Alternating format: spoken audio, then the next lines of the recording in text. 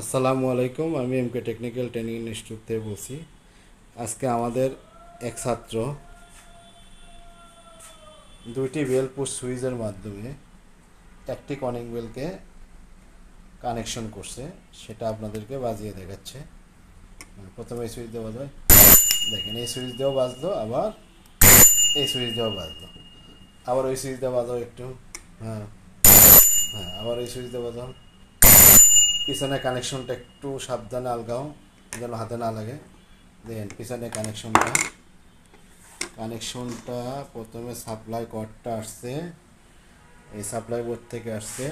supply বোর্ডে কানেকশনটা আসছে এখান থেকে এসে সাপ্লাই বোর্ডের ফেসটা এসে লাগছে কোথায়, ফিউজ বা কাট আউটের অপর প্রান্ত থেকে গেছে কোথায়, সুইচের এই প্রান্তে, অপর প্রান্তে আবার কই গেছে, এই দোকান থেকে গেছে কি কলিং বেলের সঙ্গে